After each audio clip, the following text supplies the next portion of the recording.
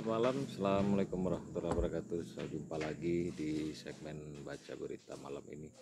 Kita akan mengupas berita yang terbaru, yang terupdate.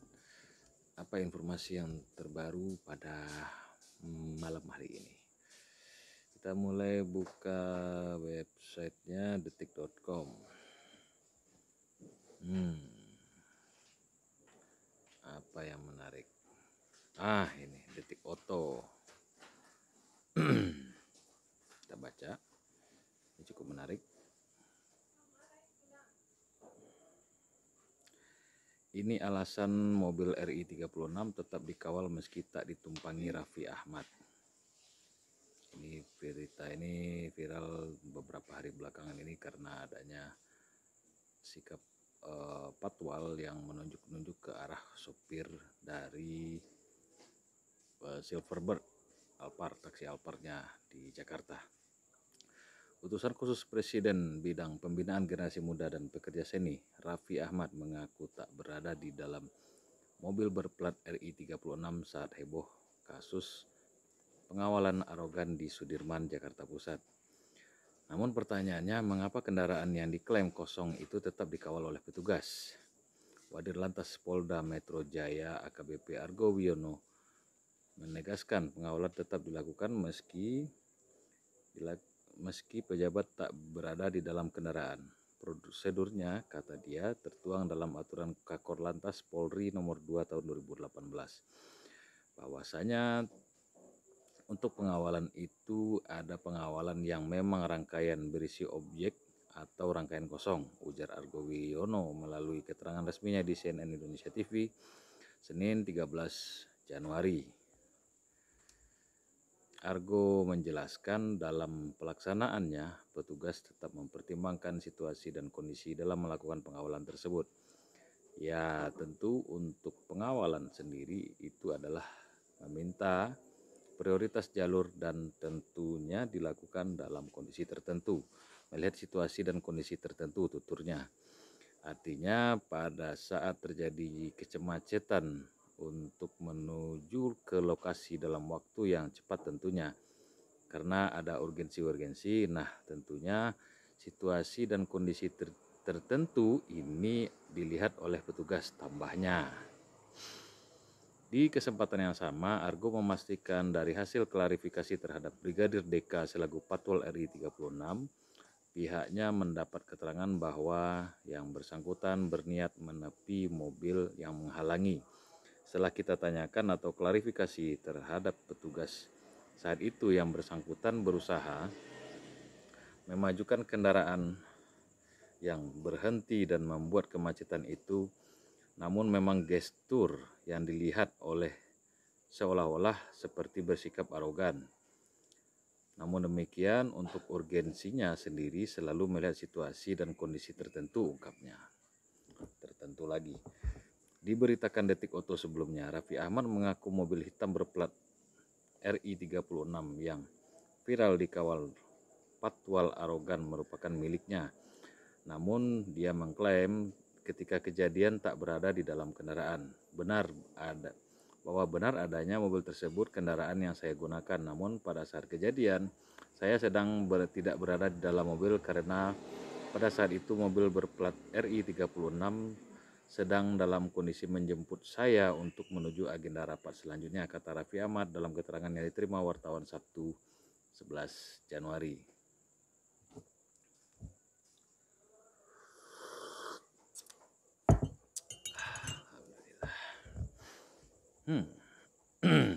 Oke, itu berita di Detik.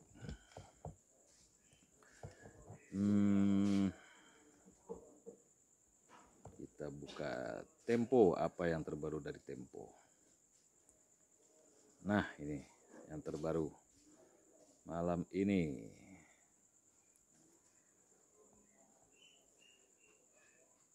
Oh, ini sudah sore tadi. Tidak ditahan usai pemeriksaan Hasto Kristianto bungkam saat keluar dari gedung KPK. Sekretaris Jenderal DPP PDI Perjuangan Hasto Kristianto bungkam setelah menjalani pemeriksaan sebagai tersangka dalam perkara melibatkan buron Harun Masiku. Hasto diperiksa penyidik Komisi Pemberantasan Korupsi atau KPK selama 3 jam 20 menit. Pemeriksaan Hasto dijadwalkan pukul 10 dan meninggalkan ruangan pukul 13.25. Dalam kesempatan itu, Hasto memilih bungkam dan meminta salah satu kuasa hukumnya Magdir Ismail untuk memberikan pernyataan kepada awak media. Saya ingin menyampaikan proses pemeriksaan hari ini sudah selesai dilaksanakan, kata dia di Gedung Merah Putih KPK Jakarta Selatan Senin 13 Januari 2025. Magdir yang mendampingi Hasto mengatakan bahwa pemeriksaan selanjutnya akan dilaksanakan sesuai dengan kebutuhan dari penyidik KPK. Sedangkan untuk materi pemeriksaan hari ini, dia meminta awak media untuk bertanya kepada penyidik.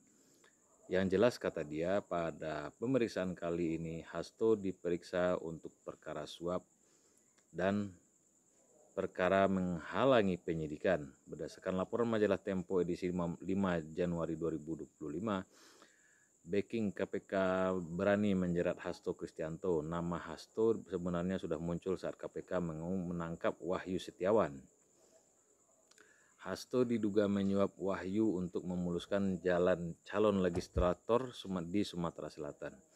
Harun Masiku menggantikan anggota Dewan Perwakilan Rakyat Nazarudin Kemas yang meninggal. Hasto dan Harun sebenarnya juga akan diciduk pada hari itu, tapi keduanya lolos dan Harun Masiku menjadi buron hingga kini. Hasto juga dituduh membantu Harun kabur. Selama bertahun-tahun penyidik mengais bukti-bukti baru. Dengan cara itu, tim kedeputian dan penindakan KPK merekomendasikan kembali Hasto sebagai tersangka di penghujung periode pimpinan lama KPK.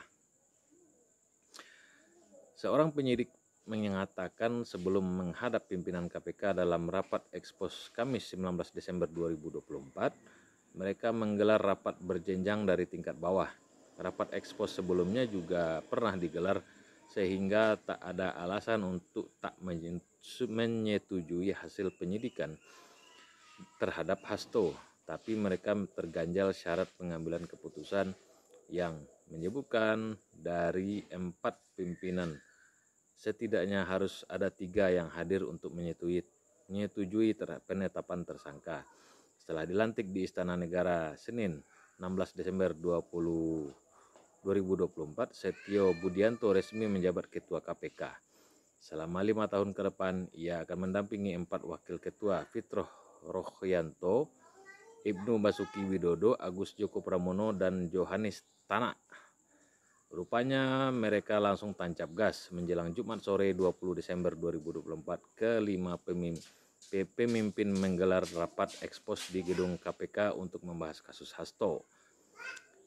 Di hadapan pemimpin anyar, Ketua Satuan Tugas Penyidikan Hasto, Rosa Purbobekti, memaparkan temuan timnya.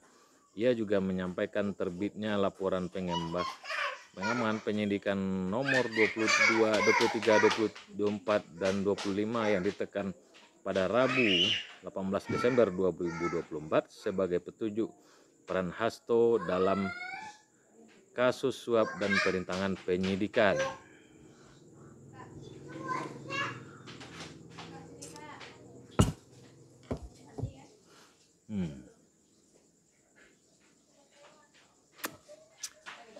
Kita beralih ke media lain.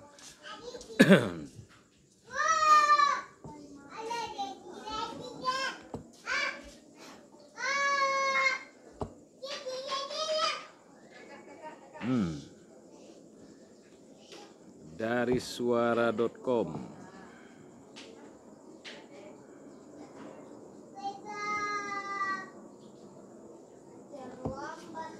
Dikunjungi Patrick Kluivert, Menpora progres yang lebih baik.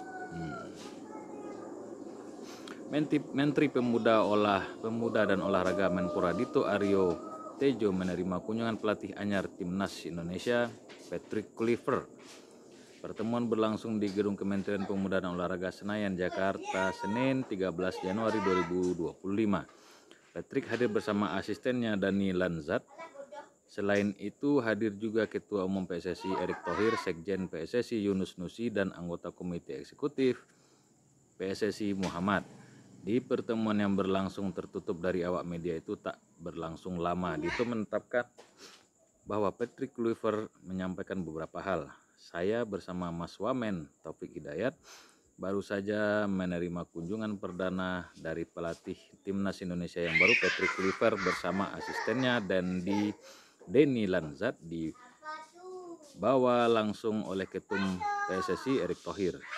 Tadi di atas kami berdiskusi panjang lebar dan antusiasme dari tim kepelatihan yang hadir di Indonesia, kata Dito dalam konferensi persnya. Dito antusias mendengar paparan dari Patrick Kluivert. Ini karena sosok asal Belanda tersebut langsung meninjau latihan Timnas Indonesia U20 besutan Indra Syafri. Yang paling saya bahagia mendengarkan adalah Coach Patrick dan Coach Denny. Mereka langsung melihat Timnas U20 di Madia, lalu akan balik ke sini Februari awal. Mereka akan mengunjungi beberapa kota untuk melihat potensi-potensi atlet nasional dan daerah, jelasnya.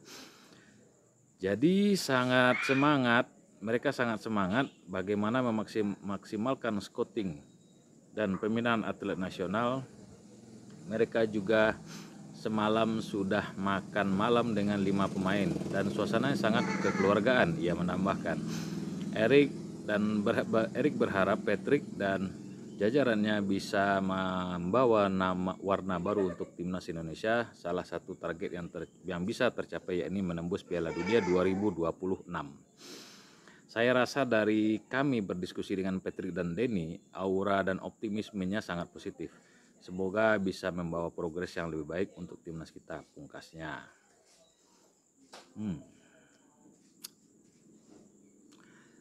Demikian berita malam hari ini. Terima kasih sudah menonton.